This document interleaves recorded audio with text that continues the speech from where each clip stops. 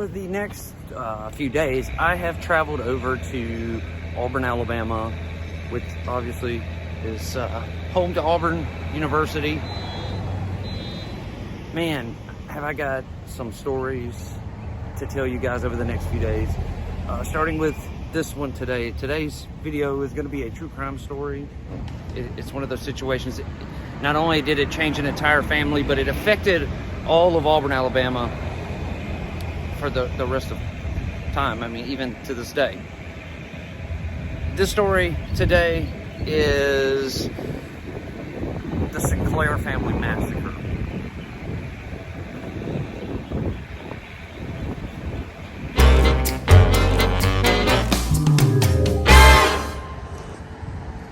Auburn, Alabama is most notably known for the prestigious college Auburn University.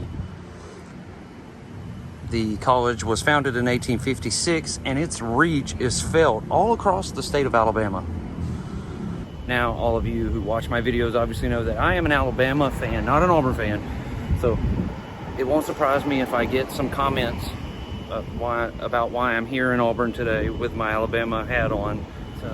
Obviously, the University of Alabama is the college that represents the entire state, hence why it's the University of Alabama.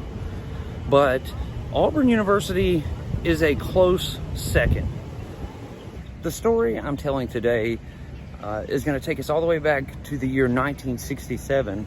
Auburn is already established as Alabama's second best school in the state.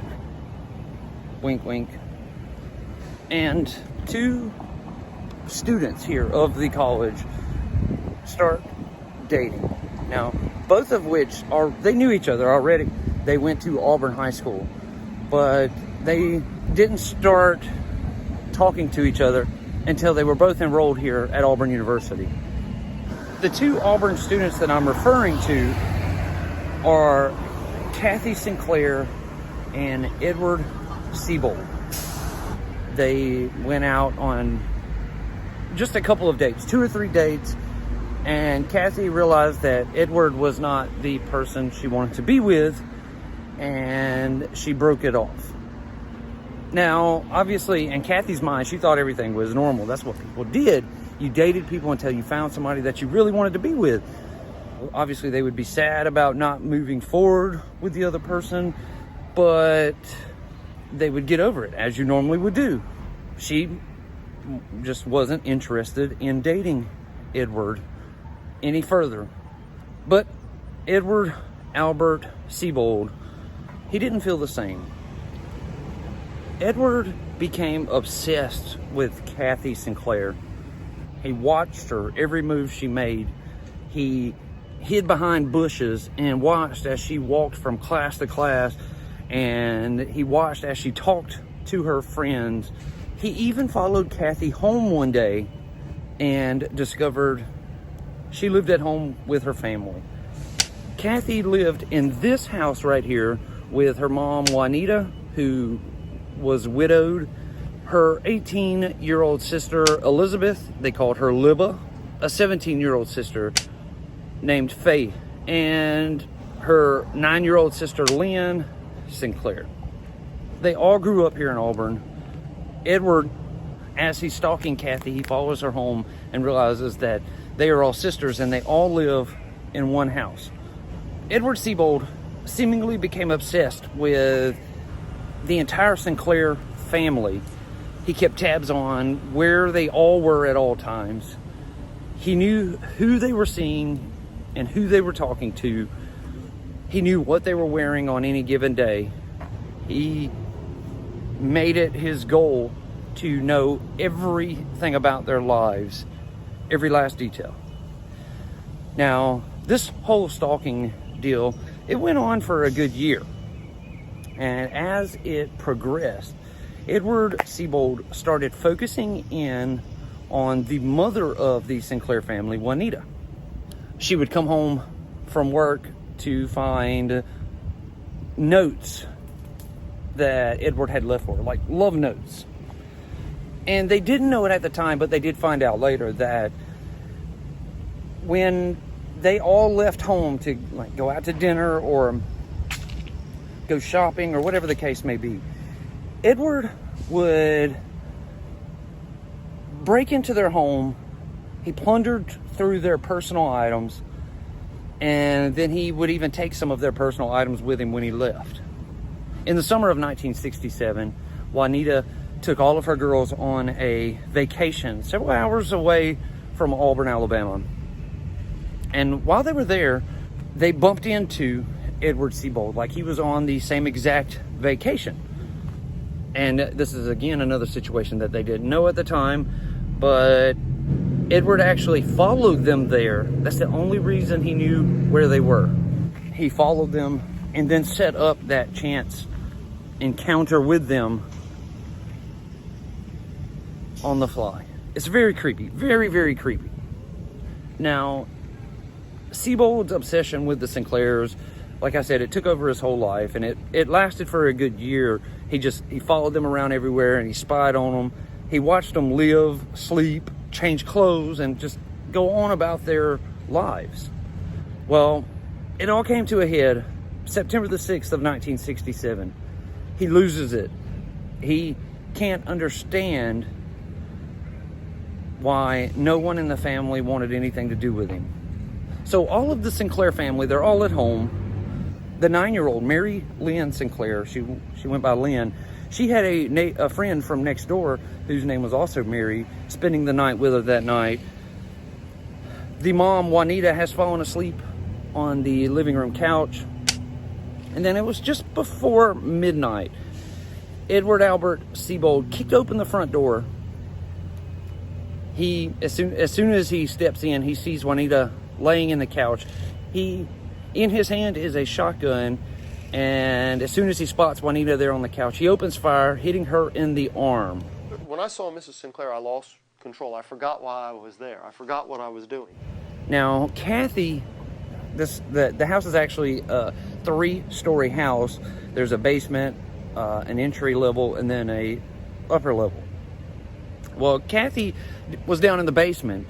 Her bedroom's down there, but she was actually in a den-like area in the basement, sewing on her sewing machine. She hears the loud gunshot, and she dives into a closet and hides under some boxes and some clothes that were there in the closet. Edward, like I said, he knows everything about their lives because he's been stalking. He knows that that's where Kathy hangs out. So after he shoots Juanita, he immediately goes downstairs looking for Kathy. He gets down there. Kathy's bedroom is a room down on the bottom floor, so he opens up the door to her bedroom. She's nowhere to be found, but laying on the bed is a Cabbage Patch doll. For whatever reason, Edward Sebold fires his shotgun at the said Cabbage Patch doll, obliterating it into pieces. He quickly realizes Kathy isn't there, so he turns around and he starts heading back upstairs. As he gets back to the mid-level, he looks and makes sure Juanita is still there, and she is, and he then continues climbing stairs, going up to the upper floor, headed towards all the other girls' rooms. Now, Juanita, like I said, she got hit in the arm. It was not a fatal shot. So as soon as Edward Sebold is out of sight of Juanita, she rolls off the couch and crawls out of the front door. Unbeknownst to her, as Kathy heard Sebold go back up the stairs, she exited her closet and climbs out through a window on the back side of the house, and she's running around the house to go get help as she spots her mom, Juanita, crawling out of the front door. They both meet at the driveway, and they start going across the yard, going to a neighbor's to try to get help. So while that's going on, Edward Sebold is at the top of the stairs, and there's 2 rooms up here on the 2nd floor. One room is where Elizabeth or Libba and Faye are sleeping, and in the other room is where Mary Lynn and then the neighbor friend Mary Durant are sleeping. Edward first opens the door into the room where Libba and Faye are sleeping.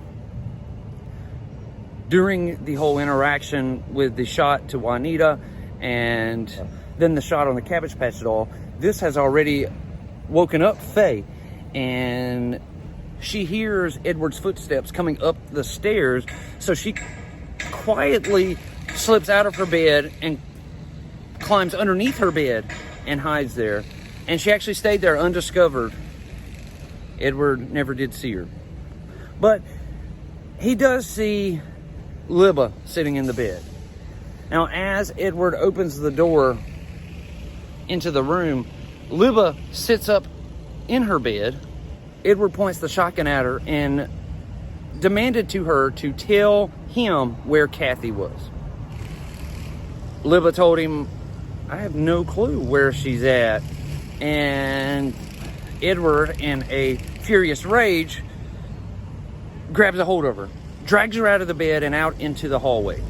Now, Faye, who was hiding under the bed up there, said that as Edward drug Libba out into the hallway, she could hear Elizabeth and Edward going back and forth. Him wanting to know where Kathy was and her saying, "I don't know," over and over again.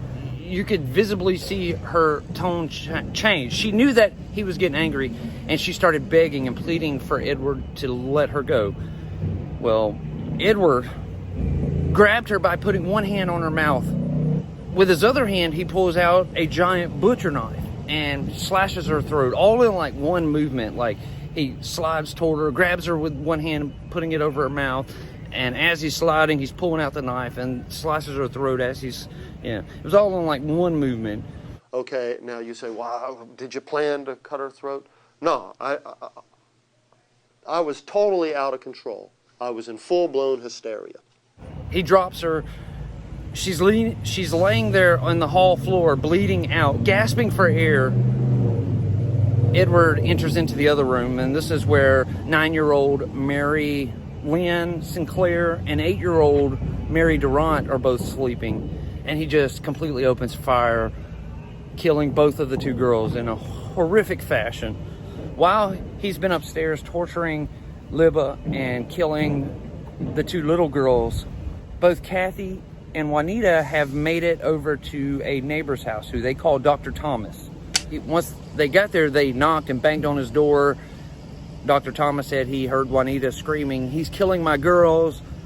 Well, Dr. Thomas calls 911, and then he grabs his shotgun. He starts heading over to the Sinclairs, and he got about halfway when he hears the gunshots. And this is Edward shooting and killing the two little girls. So he stops in his tracks, fearing that Edward is there somewhere hiding, waiting on him to come in so he can open fire on him and kill him as well. So he kind of takes a more slow, stealthy approach to the house. And just as he gets to the front door, the Auburn Police Department pull in behind him. Before they could get in the front door, they are met by the 17-year-old Faye, who has crawled out from under her bed and ran to try to get out of the house. Edward Albert Siebold had escaped through the back door of the house and into the woods back behind it, leaving behind the bloody massacre scene inside of the Sinclair home. I apologize to the Sinclairs, and I apologize to all the people in Auburn who loved me and who cared about me and who I so horribly disappointed. Now, that night, there were 6 women or girls in that home. 3 of them had been slaughtered and Juanita injured. It was, and still is, the worst mass murder in Auburn, Alabama's history. After the massacre, Edward Siebold fled Auburn, Alabama, and he stayed on the run for about 3 weeks. During this time, as he's on the run and they haven't caught him, the surviving Sinclair women, and heck, even all the residents here in Auburn, they're all terrified, and they stayed in constant fear that he was going to return to finish killing the rest of them. It took 21 days after the massacre, but Edward Albert Siebold was finally captured all the way down in Miami, Florida. a Miami woman saw his picture in a newspaper on like a wanted flyer and reported him, and within hours he was arrested and charged with first-degree murder. He waived extradition, so he was brought back here to Auburn to face the music for what he had done. 4 months after the massacre, it happened in September of 1967, and in January of 1968, Edward Siebold was found guilty by a jury of his peers. He was sentenced to death by the state of Alabama. As all death sentence recipients do, he appealed that death sentence and actually won. And his sentence was changed from death to life in prison, which is crazy. He didn't even get life without parole. He just got life, which means it's like, what, 25 years, and then you can go up for parole. It's kind of crazy. So the surviving Sinclair women, they left Auburn for good, but they come back here every 5 years to go to his parole hearings to make sure they keep him in prison. Every 5 years they come back. It's wild. Wow, what a crazy story. That's going to do it today here in Auburn, Alabama. The murderers of Mary Lynn Sinclair, Mary Durant, and Libba, or Elizabeth Sinclair. I want to thank you all so much for watching. I really appreciate it. If you're new here, go down and hit that subscribe button, then hit that notification bell so you get notified every time I upload a video. If you want to help support the channel, check out the links in the description box below. Thank you all. I will see you again tomorrow. I'm going to be back here in Auburn telling another true crime story. Please stay safe and stay healthy. Much love to all of you.